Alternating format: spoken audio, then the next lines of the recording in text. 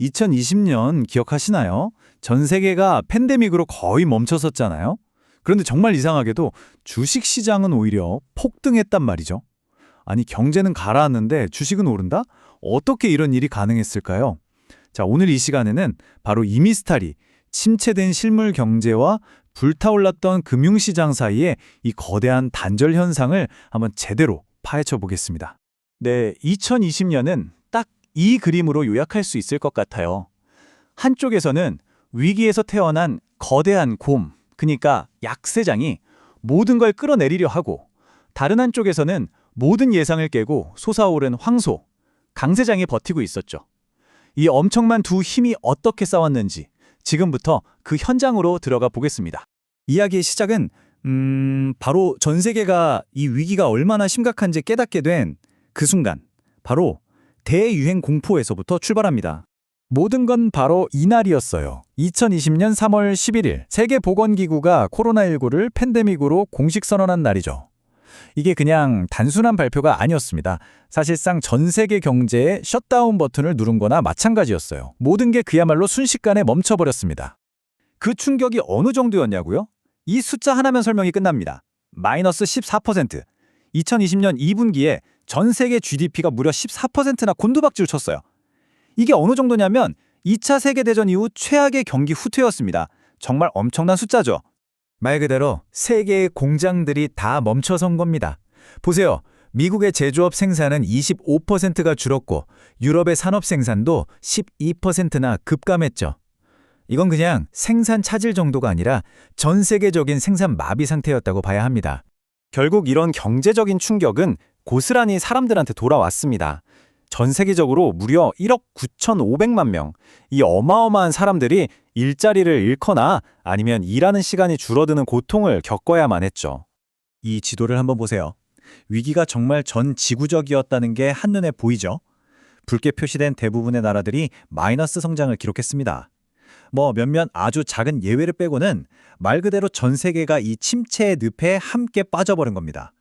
자, 그럼 이제 시선을 실물 경제에서 금융시장으로 한번 옮겨볼까요? 이곳에서는 그 공포가 훨씬 더 크게 증폭되고 있었습니다. 아마 이때 주식하셨던 분들은 기억하실 거예요. 이런 모습이었죠. 투자자들이 너도 나도 주식을 팔아치우는 패닉셀링이 이어지면서 주식시장은 그야말로 속수무책으로 무너져 내렸습니다. 숫자로 보면 이게 얼마나 심각했는지 더 확실해집니다. 미국 S&P 500 지수가 34% 폭락했고요. 유럽의 스톡스 600은 33%, 그리고 우리나라 코스피도 30%나 떨어졌습니다. 전 세계 주요 시장이 전부 30%가 넘는 거의 괴멸적인 손실을 입은 거죠. 그런데 말입니다. 이야기는 여기서 끝나지 않아요. 이 끔찍한 붕괴를 멈추고 오히려 시장을 놀랍도록 빠르고 강력하게 끌어올린 힘이 등장합니다. 대체 그게 뭐였을까요? 이 놀라운 V자 반등 뒤에는 바로 이 5가지 핵심 동력이 있었습니다. 디지털 붐, 대규모 정부 개입, 소비자의 회복력, 공급망의 적응, 그리고 투자 심리의 변화까지. 자, 그럼 하나씩 한번 뜯어보겠습니다. 일단 가장 먼저 정부와 중앙은행이 정말 전례 없이 빠르게 움직였습니다. 특히 미국 연준이 기준금리를 거의 제로 수준까지 확 밀어버렸죠. 그러면서 시장에 어마어마한 돈을 쏟아붓기 시작했습니다. 동시에 팬데믹은 세상을 그냥 하룻밤 사이에 디지털 세상으로 바꿔버렸어요. 재택근무, 온라인 수업, 온라인 쇼핑이 필수가 되면서 IT 기술 기업들이 이 회복의 선두에 서게 된 겁니다. 자, 그럼 이제 이 회복의 속살을 좀 더 자세히 들여다볼까요? 누가 이 회복의 과실을 가져갔고 또 누가 소외되었는지, 그리고 그 이유는 뭐였는지 한번 분석해 보겠습니다. 이게 바로 그 유명한 V자 반등 그래프입니다. 천천히 회복하는 U자형도 아니고 아예 회복이 더딘 L자형도 아니었어요. 그냥 뚝 떨어졌다가 바로 수직으로 솟아오르는 아주 날카로운 V자 모양이었죠. 정말 많은 전문가들이 깜짝 놀랐습니다. 근데 여기서 정말 흥미로운 지점이 있습니다. 이 회복이 모두에게 공평하게 찾아온 게 아니라는 거예요.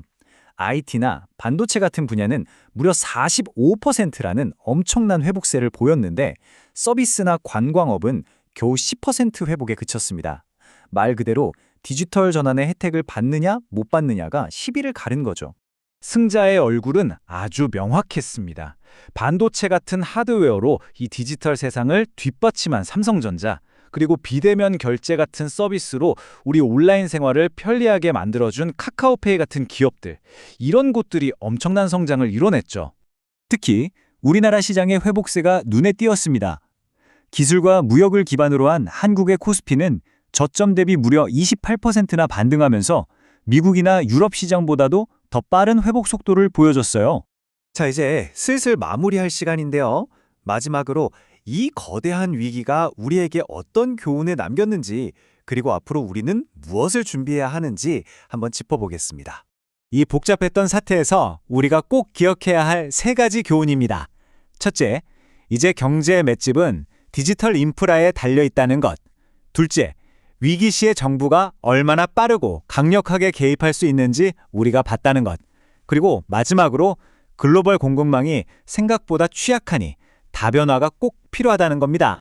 하지만 우리가 위기 하나를 넘었다고 해서 이제 안심할 수 있을까요? 천만에요. 현실은 그렇지 않습니다. 새로운 위험은 언제나 수평선 너머에서 우리를 기다리고 있죠. 그렇다면 앞으로 우리는 어떤 것들을 주시해야 할까요? 또 다른 바이러스 변이가 나타날 가능성, 물가가 올라서 중앙은행이 금리를 올릴 수밖에 없는 상황, 그리고 나라들 간의 갈등이 심해져서 무역과 투자를 위협하는 그런 지정학적 긴장 같은 것들 말이죠. 2020년 전 세계는 정말 놀라운 적응력을 보여주며 역사적인 위기를 극복했습니다. 하지만 진짜 질문은 이제부터 시작입니다. 다음 위기는 반드시 또 올 텐데 그때도 우리는 과연 이만큼 잘 대처할 준비가 되어 있을까요?